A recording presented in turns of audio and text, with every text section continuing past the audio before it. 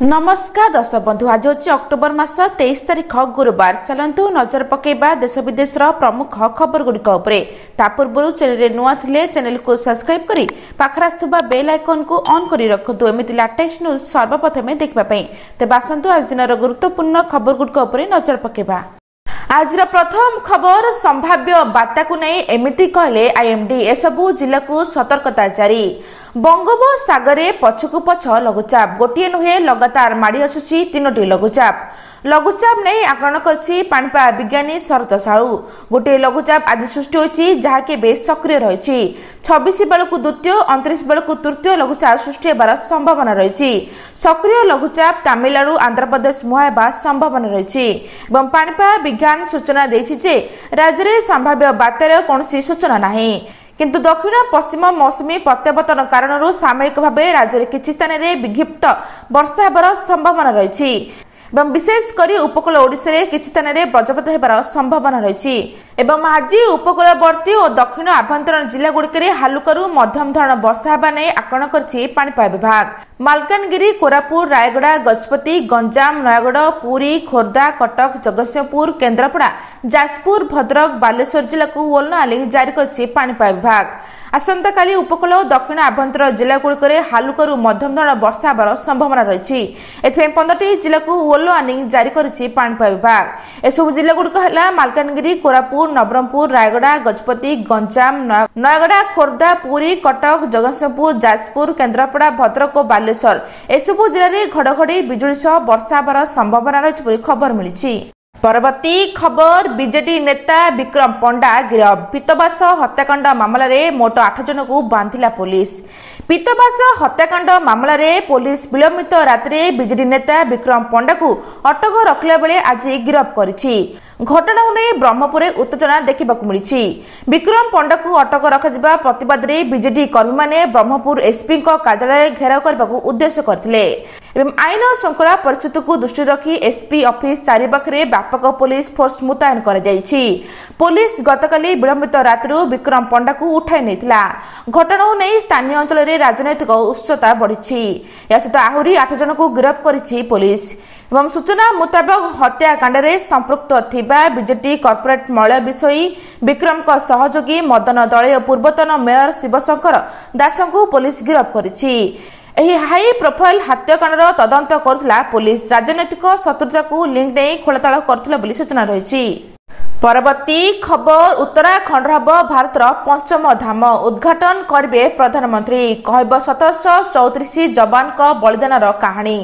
प्रधानमंत्री मोदी को स्वप्नर प्रकल्प तथा देशर प्रथम शयनधाम कार्य हेब संपूर्ण।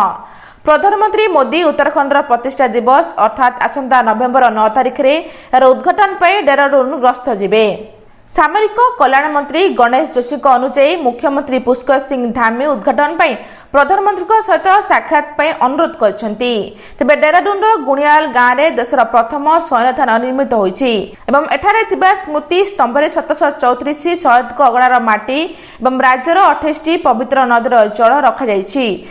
ताहा सह सैन्य धाम एक आलोक एवं शब्द प्रदर्शनी एक संग्रहालय ऑडिटोरियम टैंक जहाज 120 फुट उच्च तिरंगा पताका एवं अन्य सामरिक उपकरण रही सूचना रही। परवर्ती खबर 2026 रु बदलेब बैंकिंग नियम। एथर लकरू चोरी हेले मिलिब 100 गुण क्षतिपूरण। भारतीय रिजर्व बैंक देशर बैंकिंग व्यवस्था रे प्रमुख संस्कार पर प्रस्तुत आरंभ करिछि। आरबीआई जनसाधारण 238 नूतन बैंकिंग नियम एक ड्राफ्ट प्रकाश करिछि एवं नवेम्बर 10 तारिख पर्यंत मतामत लोडुछि। ए नियम को नै जनसाधारण मतामत एवं बैंकिंग संस्था गुड़कर मतामत पाइबा परे 2026 मसीहरु कार्यकारी कर जाय परिबो।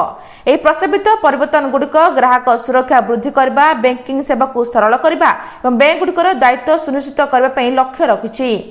तेबे आरबीआई कहूछि जदि कोनोसी ग्राहक अकाउंट रे साइबर ठकई शिकार हुए एवं सेमाने 3 दिन मध्य बैंक को रिपोर्ट करंती तेबे सेमानकर दायित्व शून्य बोली विवेचित करा जिवो अर्थात ग्राहक कोनोसी क्षति सहबे नाही एवं यह व्यतीत जदि बैंक गुड़िक एपरी परिस्थिति रे समयोचित कार्यानुष्ठान ग्रहण करिबारे विफल हुअंती तेबे सेमानकु 25,000 पर्यंत जरिमाना देबाकू पड़ पारे। एथिପାଇଁ बैंक गुड़िक साइबर सुरक्षा संपर्क में अधिक सतर्क रहबाकू पड़िबो। एवं लकर विवाद संपर्क में ग्राहक मान स्वार्थ गुरुत्वपूर्ण परिवर्तन जदि बैंक अवहेला किंबा सुरक्षा त्रुटि जो कौन ग्राहक लकर चोरी हो जाए कि क्षतिग्रस्त हुए तेज बैंक को लकर भड़ार 100 गुण पर्यंत क्षतिपूरण देवाक पड़ो सूचना रही। परवर्ती खबर भारतर बल्ले बल्ले टैरिफ कमाइबे ट्रंप जानतु आमको केते दबाकू पड़िबो टैक्स। भारत एवं अमेरिका मध्य वाणिज्य संपर्क में गुरुत्वपूर्ण एवं सकारात्मक खबर सामना को आसुची। दुई देश मध्य एक गुरुत्वपूर्ण वाणिज्य चुक्ति उपर आलोचना शेष पर्यायर पहुंची। इकोनॉमिक टाइम एक रिपोर्ट अनुसार जदि यह चुक्ति हुए तेज भारतीय सामग्री रप्तानी उपर 25% अधिक टैरिफ 15% रु 16% ह्रास पाइब। यह भारत रप्तानीकारी एवं अर्थनीति बड़ आश्वस्ति हेबो। तेबे यही चुक्तिनामा किछि शर्त सहित आसीपारे। मिंट रिपोर्ट अनुसार शक्ति एवं कृषि आलोचना दुटी प्रमुख प्रसंग होइछि। रिपोर्ट करे भारत धीरे धीरे रूसिया तैल आमदानी ह्रास करने को राजी हो पारे बोली सूचना रही। परवर्ती खबर कमिला सुना एवं रूपा दर किनिबा पूर्व जानतु मूल्य। कमिला सुना एवं रूपा दर गहना किनिबा पूर्व नजर पकांतु केहु सहर रे केते रहिछि सुना दर। तेबे आज आपण सुना किनिबा को चाहउछन्ती बा योजना करछन्ती तेबे प्रथमे जणे रखंतु आज सुना दर। आज भारतीय बाजार में 24 कैरेट सुनार मूल्य 1,27,200 टंका रही। सेपरी 22 कैरेट सुनार मूल्य 1,16,600 टंका छुईंछि। एवं राजधानी भुवनेश्वर 24 कैरेट सुनार मूल्य 10 ग्राम पिछा 1,27,200 टंका रही बेले 22 कैरेट सुनार मूल्य 1,16,600 टंका को पहुंची। सेपरी मुंबई 24 कैरेट सुनार मूल्य 1,27,200 टंका और 22 कैरेट सुनार मूल्य 1,16,600 टंका रही। दक्षिण भारत प्रमुख सहर चेन्नई में 24 कैरेट सुनार मूल्य 1,27,640 टंका रही बेले 22 कैरेट सुनार मूल्य 1,17,000 टंका रही। अन्यपटे रूपार मूल्य किलो पिछा 1,62,000 टंका होची सूचना रही। परवर्ती खबर आउ अल्प दिन मध्य 71 किस्तिर टंका पाइबे चाषी भाई।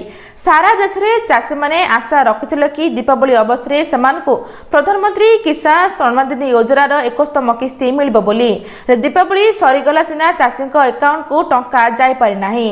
प्रारंभ में यह किस्ती दीपावली पूर्व आसब बोली विश्वास करा जाउथला किंतु एपर्यंत 2000 टंका चाषी अकाउंट रे जमा होई नाही। देशर लक्ष लक्ष चाषी मन से गोटे प्रश्न खाता को आसब टंका केबे। प्रधानमंत्री किसान योजनार 71 किस्ती न पाई अनेक चाषी चिंतित। एवं जाना मिली जे सरकार नवेम्बर प्रथम सप्ताह यह राशि चाषी खाता को जमा करपारती। यार अर्थ होची जो चाषी मैंने EKYC पूर्ण कर जो मानकर बैंक अकाउंट रे आधार सहित लिंक होची सेमाने आगामी किछि दिन मध्य 2000 टंका पाई पारे बोली सूचना रही। परवर्ती खबर एणिकी एही माने सुभद्रा योजना रु पड़े बाद कटिजीव तालिकारु ना। छात्री माने वार्षिक 18,000 टंका अधिक छात्रवृत्ति पाउछन्ति कि कौनसी महिला को केंद्र किंबा राज्य सरकार ठारू 18,000 किंबा एहाडर अधिक टंकार आर्थिक सहायता मिलुछि कि जदि आपण एपरिकी सरकारी सहायता पाउथिबे तेबे सुभद्रा योजना रु बाद पड़िबे। सुभद्रा योजनार एही गाइडलाइन अनुसार अयोग्य चिन्हट लगी महिला शिशु कल्याण विभाग निर्देशिका मनीषा बानर्जी उच्च शिक्षा विभाग और अनुसूचित जाति जनजाति और संख्यालघु विभाग सचिव को पत्र लिखिछन्ति। उक्त पत्र उल्लेख कर सुभद्रा निर्देशावली अनुसार यह योजना अधीन योग्य होगापी हिताधिकारी बयस 21 वर्ष किंबा ताठारु अधिक होगा एवं 60 वर्ष कम होता आवश्यक। राज्य किंबा केंद्र सरकार कौन योजना अधीन जदि वार्षिक 18,000 टंका किंबा ताठारु अधिक अर्थ सहायता ग्रहण करते से क्षेत्र में संपुक्त महिला अयोग्य घोषित होगा सूचना रही। परवर्ती खबर तमिलनाडु को नहीं साइक्लोन भय प्रबल वर्षा नहीं रेड अलर्ट जारी लोकों को सतर्क रहबाकू कहला आंचलिक पाणीपाग विभाग। बिगुड़ुछि जलवायु लगन वर्षा रे बेहाल हेलानी तमिलनाडु आगक आसुछि आउ एक साइक्लोन प्रशासन बढ़ुछि चिंता। अनेक जिला को रेड अलर्ट जारी कराइछि। स्कूल कॉलेज रे छुट्टी घोषणा करछन्ती तमिलनाडु सरकार।